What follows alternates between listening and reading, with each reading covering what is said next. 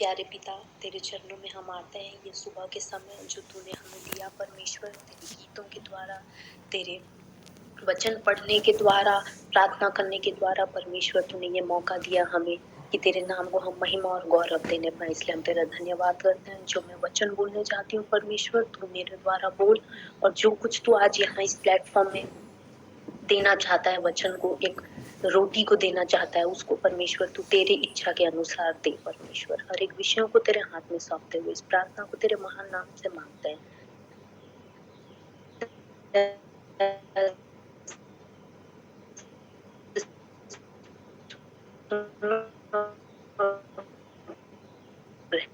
की 11वीं आयत से लेके 27 आयत तक हमारे बीच में कोई भी अगर ओडिया में पढ़ने में मदद कर देगा, प्रेरितों के काम 24 अध्याय, और जैसे जैसे मैं बोलती जाऊंगी वैसे वैसे हम वचन को पढ़ सकते हैं। तो 11 अध्याय को कोई पढ़ देगा हमारे बीच में ओडिया में। ସେହି ଆଲୋକର ତେଜ ହେତୁ ମୁଁ ଦେଖି ନ ପାରିବାରୁ ମୋ ସାଙ୍ଗରେ ଥିବା ଲୋକମାନଙ୍କ ଦ୍ୱାରା ଚାଳିତ ହୋଇ ଦମେଶକକୁ ଆସିଲି। प्रेरितों के काम उसका 24 अध्याय और उसकी 11वीं आयत। 12 ଦିନରୁ ଅଧିକ ହେବ ନାହିଁ ମୁଁ ଯେ ଉପାସନା କରିବା ନିମନ୍ତେ ଜେରୁସାଲେମକୁ ଯାଇଥିଲି, ଏହା ଆପଣ ଜାଣିପାରନ୍ତି। यहाँ पर हम लोग देख रहे हैं पौलुस के बारे में। पौलुस परमेश्वर का एक इतना महान दास था। हम लोग देखते हैं कि पौलुस 12 शिष्यों में नहीं था, लेकिन उसने ऐसा ऐसा काम किया है कि 12 शिष्यों के बारे में जहाँ जहाँ वर्णन हुआ है वहाँ वहाँ उससे बल्कि उससे अधिक मैं बोलती हूँ पौलुस के बारे में वचन में मेंशन किया गया है।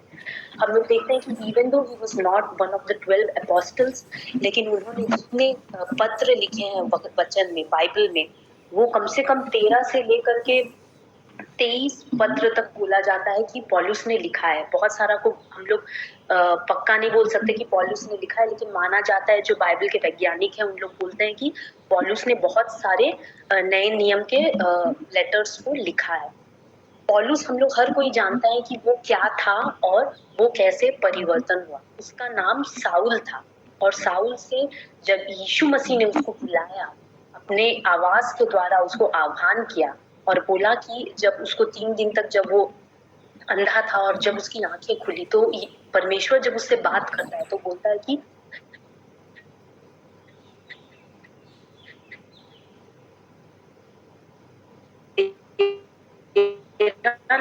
हम लोग देखते हैं कि जब मुझे ऐसा लगता है कि नाम का अर्थ बहुत महत्व रखता है। और जब मैं देख रही थी कि सॉल का या फिर साउल का अर्थ होता है एक महान व्यक्ति, एक ग्रेट मैन, लेकिन परमेश्वर बोलता है, लेकिन वचन में हम देखते हैं जब परमेश्वर से उसका मुलाकात हुआ, पौलुस का, साउल जब उसकी मुलाकात हुई परमेश्वर के साथ, और तब परमेश्वर कहता है कि अब से तेरा नाम पॉल होगा, पौलुस होगा, जिसका मतलब है a small man. A small man, why is he called a small man? एक छोटा व्यक्ति क्यों बन गया यीशु मसीह से मिलने के बाद? यीशु मसीह से मिलने के बाद तो एक व्यक्ति को बड़ा इंसान बोला जाना चाहिए, लेकिन हम लोग देखते हैं वचन में जब हम लोग परमेश्वर से मिलते हैं, जब आपका और मेरा सामना सच्चे परमेश्वर के संग होता है, तो हम लोग का नाम बहुत बड़ा हो सकता है दुनिया के नजर में। According to the world standards हम लोग बहुत बड़े व्यक्ति हो सकते हैं, लेकिन परमेश्वर कहता है आफ्टर मीटिंग जीसस, यीशु से मिलने के बाद तू और साउल नहीं बोला जाएगा, तू बहुत महान व्यक्ति तेरे नजर में होगा, दुनिया के नजर में होगा, लेकिन जब तू मेरे अधीन आ जाता है तो you are a small man, तू एक छोटा व्यक्ति है, क्योंकि मेरे सामने एक बड़ा परमेश्वर है जो मुझसे अधिक बड़ा है। जो शायद मैं दुनिया के नजर में जब मैं साउल थी, तब मैं उस महान परमेश्वर को देखने के काबिल नहीं थी।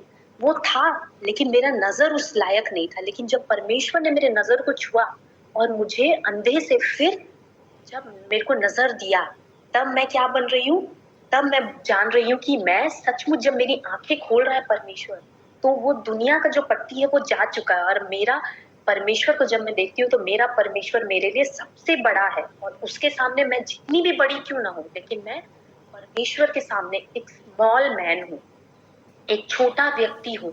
लेकिन परमेश्वर ने इस पॉल को नाम को चेंज किया, सॉल से पॉल किया, लेकिन इस छोटे इंसान को इतना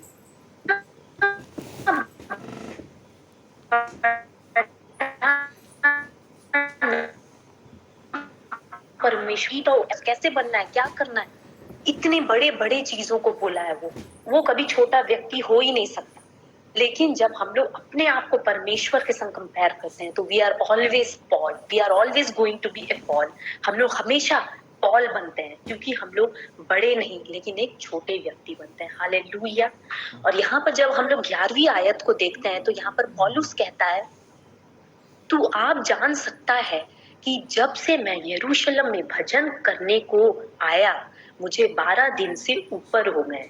12 दिन से ऊपर हो गए हैं। यहाँ पर ये जो कहानी है इसके पहले क्या हुआ है हम लोग देखते हैं कि जब पौलुस भजन करने के लिए यरूशलेम जाता है तो वहां पर लोग क्या कर रहे हैं, षड्यंत्र रचा करके उसको बोल रहे हैं कि ये नासरियों का लीडर है, ये नासरी लोगों का वक्ता है, और ये ऐसा बोलता है, वैसा बोलता है, ऐसा करता है, वैसा करता है करके जब वो भजन करने के लिए गया तो उसको लोगों ने क्या किया, पकड़ लिया, उसको पीटा और उसको दोष लगाया कि तुम क्या करते हो, लोगों को भरमाते हो, लोगों को ऐसी वैसी बातें बोल के उनको क्या करते हो, मैनिपुलेट करने की कोशिश करते हो। और इस वजह से यहाँ पर पौलुस क्या किया गया है, कब्जे में लिया गया है, उसको जेल हुई है। यहाँ पर हम लोग देखते हैं कि पौलुस क्या करने गया था यरूशलेम। क्या किसी से आगे हम लोग जब 12वीं और 13वीं आयत पढ़ेंगे कोई हमारे बीच तो हम लोग जानेंगे कि क्या हो रहा है यहाँ पर, पौलुस क्या आगे बोलता है। 13 पद पढ़ी। हाँ, 12 और 13 पढ़। ଆଉ ଏମାନେ ମନ୍ଦିରରେ କି ସମାଜ ଗୃହରେ କି ନଗରରେ ମତେ କାହାରି ସହିତ ବିବାଦ କରିବାର କିମ୍ବା ଜନତାକୁ ମତାଇବାର ଦେଖି ନାହାନ୍ତି। ପୁଣି ଏବେ ଏମାନେ ମୋ ବିରୁଦ୍ଧରେ ଯେଉଁ ସମସ୍ତ ବିଷୟ ଘେନି ଅଭିଯୋଗ କରୁଅଛନ୍ତି ସେହି ସବୁ ଆପଣଙ୍କ ନିକଟରେ ପ୍ରମାଣ କରିପାରନ୍ତି ନାହିଁ। हालेलुया। यहाँ पर वो बोलता है कि यहाँ पर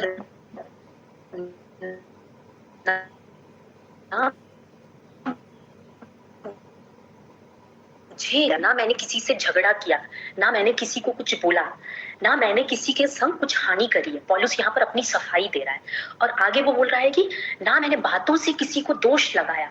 अगर इन लोग प्रूफ कर सकते हैं तो प्रूफ करके दिखाएं कोई भी चीजें जो यहाँ पर मेरे को क्यों यहाँ पर कटघरे में रखा गया है। यहाँ पर हम लोग देखते हैं कि पौलुस को रखा गया है, उसका कोई दोष नहीं है, वो निर्दोष था, उसने कुछ भी नहीं किया, ना उसने जनता से वाद विवाद किया, ना उसने किसी को हानि पहुंचाई, ना किसी को दोष लगाया। ऐसा भी वो बोल रहा है ना मैंने बातों से किसी को कुछ बोला। अगर यहाँ जो कोई मेरे को गलत ठहराता है वो मेरे ऊपर इल्जाम लगा के दिखाए, दोष लगाए कि मैंने इनके संग क्या गलत किया है। यहाँ पर हम देखते हैं कि पौलुस ने कुछ भी गलत नहीं किया, लेकिन आप और हम बहुत अच्छे से जानते हैं कि पौलुस यहाँ पर क्यों है, क्योंकि उसने यीशु के पीछे चलना शुरू किया। यीशु ने जो जो बोला उसने वो करना शुरू किया। जब तक वो साउल था, जब तक वो ताड़ना करता था, लोगों को जा जा करके गिरजा घर से पकड़ करके उनको पीटता था, मारता था और ताड़ना देता था, तब तक किसी ने उसके ऊपर उंगली नहीं उठाई। लेकिन यहाँ पर हम देखते हैं कि जब उसने कुछ भी नहीं किया, सिर्फ आराधना करने के लिए आराधनालय पे गया, तो यहाँ पर हम लोग देखते हैं कि लोग दोष लगाते हैं, उसको पकड़ के पीटते हैं और बोलते हैं कि ये वाद विवाद करता है, ये ऐसा करता है, ये वैसा करता है, वो वैसा करता है। लेकिन नहीं, यहाँ पर हम देखते हैं कि पौलुस का सिर्फ एक ही दोष था कि वो आराधनालय में गया था। दाऊद बोलता है कि क्या ही धन्य है कि मैं जाता हूँ और तेरी कलीसिया में तेरा जय जयकार करता हूँ, तेरे नाम को मैं महिमा देता हूँ, तेरे नाम को मैं आदर देता हूँ। जब किसी ने मुझको बोला कि परमेश्वर के भवन में चलते हैं तो मैं आनंदित हुआ। आज हम लोग देखते हैं आनंद के संग यहाँ पर पौलुस जा रहा है भजन करने, लेकिन उसके ऊपर दोष लगाया जा रहा है। मेरे भाइयों और बहनों, आज हम लोग अच्छा कार्य करते हैं, परमेश्वर के नाम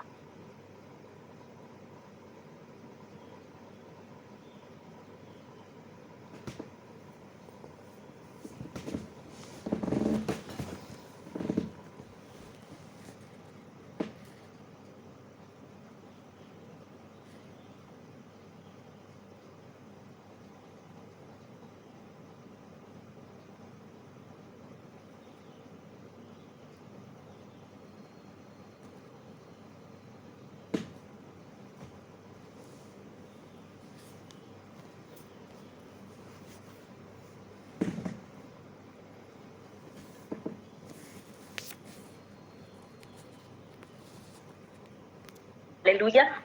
और हम लोग यहाँ पर देखते हैं कि यहाँ पर उसको दोष लगाया। इससे पहले हम लोग देखेंगे कि पौलुस के खिलाफ में बहुत षड्यंत्र रचा गया था, और वो किस किस अधिकारी के सामने था? फेलिक्स के सामने था, कैसर के सामने था, उसके बाद अग्रिपा के सामने जाएगा। अलग अलग लोगों के बीच में उसको क्या किया जा रहा है? सवाल जवाब किया जा रहा है। दोष जो लगाया गया है उसको उन लोग जांच पड़ताल कर रहे हैं, उन लोग जानना मांग रहे हैं कि ये दोष सही है या गलत है। लेकिन हम लोग किस चीज के वजह से देखते हैं कि पौलुस इतनी सारे स्थानों में लिया गया है? उसने अच्छा कार्य किया, लेकिन अगर मैं सोचूं कि परमेश्वर, मैं पौलुस हूँ, तूने तो मुझे इतने सारे चीजों से मुझे आगे बढ़ाया, मुझे तूने अंधा किया और मुझे आंख दिया कि मैं तेरा कार्य कर पाऊं, लेकिन मुझे क्यों गलत दोष लगाया जा रहा है? मुझे क्यों इतने लोगों के बीच में आगे लेकर के जाया जा रहा है? लेकिन अगर हम लोग यहाँ पर देखते हैं कि पौलुस को अगर सॉल से पॉल बनाया गया है, साउल से पौलुस बनाया गया है, अगर चेंज किया गया है आपके और मेरे लाइफ में, एक पर्पस है आपके और मेरे लाइफ में चेंज करने का। इतने लोगों के आगे परमेश्वर ने पौलुस को सिर्फ और सिर्फ इसीलिए रखा, भले ही वो गलत तरीके से दोष लगाया गया था, लेकिन सिर्फ और सिर्फ इसलिए पौलुस को रखा गया इतने सारे लोगों के बीच में कि उसको अलग अलग ऑडियंस मिले, और अलग अलग ऑडियंस के बीच में वो उस जीवित परमेश्वर का प्रचार करने पाए। परमेश्वर बोलता है कि तुझे प्रचार करना है, तुझे मेरे बारे में लोगों को बताना है, मैं तुझे ऑडियंस दूंगा, मैं तुझे लोगों को दूंगा। और जब तू बोलेगा तब वो अधिकारी के संग संग जितने लोग वहां पर इकट्ठा होंगे वो सब तेरी बात को सुनेंगे। तेरे बात को सुनने वाले लोग को मैं इकट्ठा करूंगा।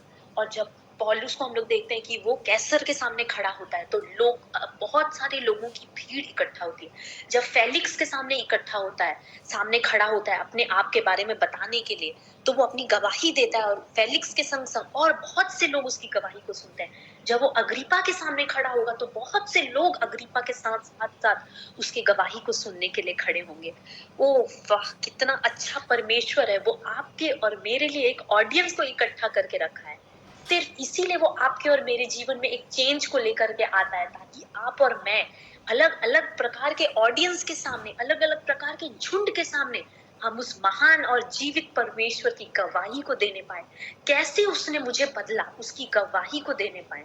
अगर मैं स्टैंडर्ड 7 से स्टैंडर्ड 8 में जाऊंगी और मैं स्टैंडर्ड 7 का ही सम्स करती रहूंगी मैथमेटिक्स में, तो कोई फायदा नहीं है, क्योंकि मेरे को क्या करना है? ग्रोथ चाहिए, मेरे को ग्रोथ चाहिए। अगर मैं वही पड़ी रहूंगी, अगर मैं 7 क्लास में रहूंगी, तो मेरा ग्रेड 8 में आने का कोई फायदा नहीं हुआ, क्योंकि मैं ग्रेड 7 का सम कर रही हूँ। आपको और मेरे को जीवन में जो चेंज आया गया है, जो ग्रोथ आया गया है, उसको आपको और मेरे को एक्सेप्ट करना है और उसको एक कदम आगे बढ़ना है। हमको वही नहीं रहना है। अगर परमेश्वर ने आपको 2 विश्वासी ज्यादा दिए हैं तो आपको अपना स्तर 2 विश्वासी के अनुसार और बढ़ाना है। आपको ग्रेड 7 में नहीं रहना है, ग्रेड 8 में आप बढ़ना है। कम विश्वासियों के बीच में आप जैसे हैं, ज्यादा विश्वासियों के बीच में और परमेश्वर आपको विश्वास योग्य बना रहा है। अब जहां पर थे वैसे ही मत रहिए। आप अगर साउल थे तो साउल मत रहिए, क्योंकि परमेश्वर आपको पौलुस बनाना चाहता है। अगर आप सॉल हैं तो परमेश्वर आपको पॉल बनाना चाहता है। वैसे ही मत रहिए। Accept the change. हम लोग को अपने चेंज को अपने अंदर एम्ब्रेस करना है, ताकि परमेश्वर जो बड़ी बड़ी चीजों को आपके और मेरे लिए रखा है उसको हम लोग को उसके अनुसार अपने आप को प्रिपेयर करना है और तैयार करना है उसके योजना के अनुसार। और आगे हम लोग पढ़ेंगे 14 आयत को। किंतु एमाने जाहाकु गोटे विधर्मी दल बोली कहंती, मु सेही मार्ग अनुसारे आम्भमानकर पितृपुरुषंक ईश्वरंकर उपासना करिथाए, जाहा जाहा व्यवस्था अनुजाई और जाहा जाहा भाववादी मान शास्त्र रे लिखित अछि, सेही सबु मु विश्वास करे। हालेलुया! इतना अच्छा वर्स है ये। परंतु मैं तेरे सामने मान लेता हूँ कि मैं किसके अनुसार हर एक चीज कर रहा हूँ? मैं अपने अनुसार नहीं कर रहा हूँ, लेकिन मैं अपने बाप दादाओं के परमेश्वर की सेवा करता हूँ। हालेलुया! व्यवस्था की और भविष्यत वक्ताओं ने जो पुस्तक लिखी है, मैं उसके अनुसार चलता हूँ। मैं खुद से खुद ये नहीं करता हूँ, लेकिन मैं, मेरे पूर्वज ने जो मेरे लिए किया है वो मैं करता हूँ। हमारा पूर्वज कौन है? पौलुस का पूर्वज कौन था? शायद वो परमेश्वर को जानता भी नहीं था, शायद वो परमेश्वर को मानता भी नहीं था, लेकिन यहाँ वो जिस बाप दादाओं की बात कर रहा है वो अब्राहम है, वो इसहाक है, वो याकूब है, और डैनियल और बहुत सारे लोग, और यशाया भविष्यत वक्ता, यशाया, जरीमिया, होसिया, जोएल, ऐसे लोग जो लोग भविष्यवाणी किए थे, पुस्तक को लिखे हैं, और ऐसे लोग बाप दादाओं को, आपका और मेरे पूर्वज मेरे माँ बाप या मेरे दादा दादी नहीं है, आपके और मेरे पूर्वज अब्राहम का वंश है। हम लोग अपने, हमारा लीनिएज कौन है? परमेश्वर है। हमारा लीनिएज यीशु मसीह है। हमारा लीनिएज अब्राहम है। हम लोग अपने आप को किसके स्टैंडर्ड के अनुसार मापते हैं? मैं एक जगह गई थी मीटिंग अटेंड करने के लिए, और वहां मुझे एक जन बोले कि हम लोग को एक ट्रांसलेटर की जरूरत है जो इंग्लिश से हिंदी में ट्रांसलेट करेगा, और क्या आप कर सकते हैं? तो मैं बोली कि ठीक है, मैं करूंगी। और मैंने अपनी पूरी कोशिश करी अच्छे से ट्रांसलेट करने के लिए, और जब मैं ट्रांसलेट करी और मैं जब वापस आई तो उन्होंने बस मुझे एक थैंक यू बोला, और उन्होंने ठीक है मुझे जाने दिया। और मैं फिर मन में सोचने लगी कि उन्होंने ना मुझे कुछ अच्छे से थैंक यू बोला, मैंने अचानक से आके ट्रांसलेशन किया, और मैं विजय पटनायक की बेटी हूँ, और मुझे बोला नहीं कि अरे ये उसकी लड़की है, देखो कितना अच्छा ट्रांसलेशन कर रही है, ये कर रही है, वो कर रही है। और तब मैं बहुत निराश हो गई, और मैं अचानक से चुपचाप बैठ गई। और फिर एक अंकल आए, उनका नाम डैनियल कुमार है, वो बलांगीर से हैं, और वो आए और बोले कि झियो તમે કેતે बढ़िया ट्रांसलेशन करू छो, आउ तमर जेन आवाज अच्छे इतने स्ट्रांग रे, तमे पूरा ट्रांसलेशन करू छो। मुई दूरों से तमर वॉइस के सुनली, और मुई कहली कि केते बढ़िया ही झियो ट्रांसलेशन करू छे। ऐसे वैसे करके जब बात बढ़ा, और जब बात स्टार्ट हुआ, तो बलांगीर का बात उठा, और तब वो बोले कि अच्छा तुम किसकी बेटी हो? तुम विजय पटनायक की बेटी हो? वो खुद मुझे बातचीत में निकला कि मैं किसकी बेटी हूँ। और तब मुझे एक चीज रियलाइज हुआ कि हम लोग को कोई जरूरत नहीं है हम लोग को एक नाम की, कि मैं किसकी बेटी हूँ, कि मेरे पापा का नाम क्या है। एक ही चीज इंपॉर्टेंट है कि जब हम लोग परमेश्वर का काम करते हैं तो the identity of God is more than enough. If अगर मेरे को कोई बोलता है कि ये परमेश्वर की बेटी है, ये यीशु की बेटी है, उससे बड़ा आइडेंटिटी मेरे लिए कुछ भी नहीं है। उस दिन वो चीज मैंने रियलाइज किया कि तू इस वर्ल्डली वेज में तू किसी की भी बेटी क्यों ना हो, लेकिन जब तू परमेश्वर का कार्य कर रही है तो तू जो कार्य कर रही है वो मैं देखता हूँ। कोई इंसान उसको कुछ अप्रिशिएट ना करे, परंतु मैं देखता हूँ कि तू क्या करती है। तो हमारा जो आइडेंटिटी है, हमारा जो नाम है, वो परमेश्वर का लीनिएज होना चाहिए। यहाँ जो बाप दादाओं के बारे में जो बोलता है पौलुस, वो हम लोग को अब्राहम से लिंक करता है। हम लोग को परमेश्वर के जो उत्तम दास हैं, जो वचन में पाए गए हैं, उनसे अपने आप को लिंक करना चाहिए, क्योंकि आखिर में हम लोग जो हैं वो अब्राहम के वंश हैं। हालेलुया। और हम लोग देखते हैं कि परमेश्वर के द्वारा उसने इन चीजों को किया। और आगे हम लोग स्किप करके जाएंगे 22 अध्याय में। 22 अध्याय। କିନ୍ତୁ ଫେଲିକ୍ସ ସେହି ମାର୍ଗ ବିଷୟ କେତେକ ପରିମାଣରେ ଜାଣିଥିବାରୁ ବିଚାର ସ୍ଥଗିତ କରି କହିଲେ, ସହସ୍ର ସେନାପତି ଲୁସିଆ ଆସିଲେ ଆମ୍ଭେ ତୁମମାନଙ୍କ ବିଷୟ ନିଷ୍ପତ୍ତି କରିବା। ପୁଣି ସେ ଶତ ସେନାପତିଙ୍କୁ ତାଙ୍କର କୌଣସି ଆତ୍ମୀୟ ସ୍ୱଜନଙ୍କୁ ତାଙ୍କର ସେବା କରିବା ପାଇଁ ବାରଣ ନ କରିବାକୁ, ପୁଣି ତାଙ୍କୁ ବନ୍ଦୀ ରୂପେ ରକ୍ଷା କରି ତାଙ୍କ ପ୍ରତି କୋମଳ ବ୍ୟବହାର କରିବାକୁ ଆଦେଶ ଦେଲେ। Praise the Lord. ठीक है, thank you. Praise the Lord. हम लोग यहाँ पर देखते हैं 22 और 23 अध्याय में, यहाँ पर हर एक विषय को जो पौलुस ने अपना बात को रखा, हर एक विषय को यहाँ पर फेलिक्स ने सुना, और सुनने के बाद वो क्या कर रहा है, क्या बोल रहा है? फेलिक्स ने जो इन बातों को ठीक ठीक जानता था, बहुत अच्छी रीति से वो जानता था कि पौलुस दोषी नहीं है, वो एक अच्छा व्यक्ति है, बहुत अच्छे से वो जानता था। लेकिन उसने क्या किया? उसने यह कहकर टाल दिया कि जब पलटन का सरदार लहूसिया आएगा तो तुम्हारी बात का निर्णय करूंगा। कभी कभी हम लोग बहुत अच्छे से जानते हैं कि आप और मैं दोषी नहीं हैं, आप और मैं अच्छे व्यक्ति हैं, परमेश्वर का कार्य कर रहे हैं, लेकिन हम लोग देखते हैं कि एक डिले रहता है, परमेश्वर के द्वारा वो डिले रहता है। यहाँ पर हम लोग देखते हैं फेलिक्स जो अथॉरिटी में था वो बहुत अच्छे से जानता था कि पौलुस दोषी नहीं है, लेकिन उसने उसको छुटकारा देने के बदले, उसको रिहा करने के बदले क्या उत्तम सोचा? उसने उस चीज को टाल दिया और बोला कि जब लूसिया आएगा तब तेरा निर्णय करेगा। हम लोग एक सेइंग है इंग्लिश में जो बोलते हैं, delay is never a denial. हो सकता है कि आपको और मेरे को लोगों ने पीछे ढकेल दिया, आप और मैं सही जगह में है पौलुस की तरह, लेकिन आपको और मेरे को क्या बोला जा रहा है कि तुमको अब कुछ दिन के बाद तुम्हारी बातों को हम सुनेंगे, आपको और मुझे टाल टाल दिया जा रहा है। लेकिन यहाँ पर हम लोग देखते हैं कि परमेश्वर के घर में देर है, लेकिन परमेश्वर हमेशा, देर से ही सही लेकिन आपकी और मेरी प्रार्थनाओं का उत्तर देने वाला परमेश्वर है। और जिस भी स्थान में परमेश्वर ने आपको और मुझे रखा है, परमेश्वर ने अपनी योजना के अनुसार रखा है। हम देखते हैं कि पौलुस और सिलास को बंदी गृह में रखा गया था ताकि जेलर और उसका पूरा परिवार छुटकारा पाए। आपको और मेरे को अगर एक स्थान में रखा है परमेश्वर ने, एक छोटी सी कलीसिया है, एक छोटा सा वुमेन्स मिनिस्ट्री है, छोटा सा यूथ मिनिस्ट्री है, हो सकता है 4-5 छोटे स्कूल के बच्चे हैं, लेकिन परमेश्वर ने आपको और मेरे को रखा है कि हम उसके उस कार्य को जो पौलुस करता था वैसे ही करें, विश्वास योग्यता के साथ। हालेलुया। और 27 अध्याय को 27 आयत को जब हम लोग पढ़ेंगे तो यहाँ पर लिखा है कि 2 साल तक पौलुस को रुकना पड़ा, 2 साल तक उसको वेट करना पड़ा। किस लिए? वो तो कुछ किया भी नहीं था, लेकिन उसको वेट करना पड़ा। शायद आपका और मेरा वेट का समय बहुत ज्यादा है, परंतु परमेश्वर कहता है कि in your waiting I am there with you. तू अकेले नहीं है, तू वेट कर रही है, तू वेट कर रही है, तू रुकी हुई है, लेकिन तेरा कोई दोष नहीं था, तुझ पर दोष लगाया गया, लेकिन मैं तेरे साथ हूँ, तू कभी भी अकेले नहीं है।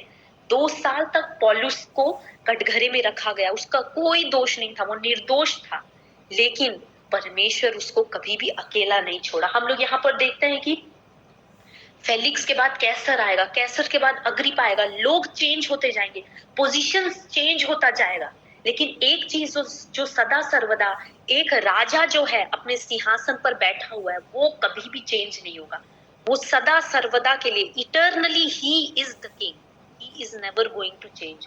आपके ऑफिस में आपका बॉस चेंज होता रहेगा। हम लोग देखते हैं ऑफिस में हम लोग क्या करते हैं, बॉस लोग को मस्का लगाते हैं, अरे ये मेरा बॉस है, इसको मैं अगर अच्छे से तेल मालिश करूंगा, अच्छा अच्छा खाना पकवान ला के दूंगा, बाहर घुमाऊंगा, ऐसा करूंगा वैसा करूंगा, तो क्या होगा, ये बॉस मेरे को जरूर प्रमोशन देगा।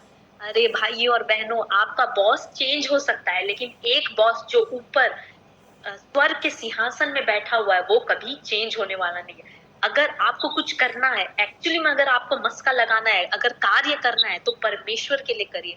वो महान राजा जो कभी भी अटल है, वो वहीं पर है, वो कभी भी पोजीशन उसका चेंज होने वाला नहीं। आपका वर्ल्डली बॉस चेंज हो सकता है, आज उसका फेवर आपके ऊपर है, कल किसी और एम्प्लॉय के ऊपर होगा, लेकिन परमेश्वर सदा सर्वदा आपके ऊपर एक ग्रेस, एक अनॉइंटिंग, एक अभिषेक और एक अनुग्रह आपके ऊपर रखता है, और आप हर कार्य जहां पर आप करेंगे परमेश्वर आपको वहां पर सफलता देने वाला है। हालेलुया। यहाँ पर हम लोग देखते हैं जैसे कि संजय भाई ने गीत गाया कि जो साथ कभी ना छूटे वो साथ है यीशु का। हालेलुया, सचमुच वो साथ यीशु का है। मैं एक छोटी सी गवाही को शेयर करके इस चीज को खत्म करना चाहूंगी। आगे हम लोग देखते हैं कि फेलिक्स क्या है, सोचता था कि शायद ये मुझे कुछ ब्राइब देगा, ये मुझे कुछ पैसे देगा जिससे मैं पौलुस को छुड़वा दूंगा, लेकिन पौलुस जो परमेश्वर का दास है वो उसने 1 रुपया भी नहीं दिया, भले ही वो बंदी गृह में रहा क्यों नहीं। हम लोग देखते हैं कि कैसे हम लोग विश्वास योग्य रह सकते हैं। और एक छोटी सी गवाही मैं देना चाहूंगी। मैं अभी एक स्कूल में टीचिंग का जॉब कर रही हूँ, वो मेरा वीकली 2 डेज है, और मैं चाहती थी कि मैं और कुछ भी एक्स्ट्रा काम करूं क्योंकि मेरा वीकली 2 डेज क्लासेस होता है।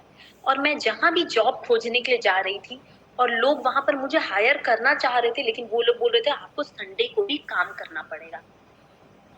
और एक दिन संडे को मैंने काम भी किया, और फिर मैंने प्रेयर किया और मैं बोली कि परमेश्वर, क्या ये उचित है कि हम सबत के दिन में कार्य को करें और कलीसिया ना जाएं? क्योंकि मेरे बहुत सारे दोस्त लोग हैं जो क्रिश्चियंस हैं, मसीही हैं, लेकिन वो लोग को संडे को हम लोग को 8 to 10 आवर्स का शिफ्ट मिलता है, 8 से 10 घंटे का। तो हर कोई सैटरडे और संडे को प्रेफर करता है काम करना। और मैं फिर प्रेयर करी और मैं बोली कि नहीं, मेरे को एक निर्णय लेना है कि मेरे को कलीसिया जाना है या कार्य करना है। पैसा तो आता जाता रहेगा, लेकिन अगर मैं परमेश्वर को कार्य को करती रहूंगी, परमेश्वर की कलीसिया में जाती रहूंगी, तो परमेश्वर निश्चय मेरे लिए मार्ग को खोलेगा। और मैंने निर्णय लिया कि नहीं, मैं संडे को मिस नहीं करूंगी। तो परसों मेरा एक इंटरव्यू था और उन लोग बोले कि आप संडे को आ सकते हैं क्या? मैं बोली नहीं, क्यों नहीं आ सकते आप संडे को, क्या प्रॉब्लम है? और मैं बोली कि नहीं, मैं चर्च जाती हूँ, मैं चर्च नहीं मिस कर सकती। तो वो बोले कि ठीक है, आई एम सॉरी, मैं आपको बाद में बताती हूँ। ऐसे मेरा 2-3 इंटरव्यू रिजेक्ट हो गया, लेकिन मैं फिर प्रेयर करी और मैं बोली कि परमेश्वर मैं तेरे लिए ये कर रही हूँ, क्योंकि और मेरे लिए, क्योंकि मेरे को कलीसिया जाना पसंद है। तो मैं अगर तेरे लिए कुछ कर रही हूँ, मैं और अपने लिए, तो मैं उस चीज में अगर मेरे को पीस मिल रहा है तो आई विल डू दैट। मैं तेरी कलीसिया में जाऊंगी, कुछ भी क्यों ना हो जाए। और तब मेरे को लगा एक पीस, एक शांति, मेरे को लगा कि जो कुछ मैं कर रही हूँ परमेश्वर वो मेरे अपने ग्रोथ के लिए है। कि मैं जब संडे को कलीसिया को जा रही हूँ, अदर देन जो मेरे फ्रेंड्स है, जो लोग काम कर रहे हैं, वो पैसा भले ही नहीं मिले मुझे, लेकिन मुझे तेरे भवन में जाना है। जैसे दाऊद बोलता है कि तेरे भवन में मुझे जाकर तेरी प्रशंसा करना है, तेरी उस आशीष को मुझे पाना है। और सचमुच परमेश्वर ने मुझे वो पीस दिया। इवन दो मेरे पास अभी वो दूसरा जॉब कुछ भी नहीं मिला है, लेकिन परमेश्वर मेरे साथ है। और मैं चाहती हूँ कि परमेश्वर आपके साथ भी वैसे ही रहे जैसे पौलुस के संग था, हमेशा सदा सर्वदा। पौलुस हर एक कठिनाई से गुजरा, लेकिन वो कभी भी अकेला नहीं था। ना मैं कभी भी अकेले हूँ, ना आप कभी भी अकेले, क्योंकि हमारा परमेश्वर हमारे साथ सदा सर्वदा चलता है। हालेलुया। परमेश्वर इस छोटे से वचन से और इस छोटी सी गवाही से आप सभी को सदा सर्वदा आशीषित करता रहे। इस वचन के द्वारा परमेश्वर के नाम को गौरव मिले। Praise the Lord.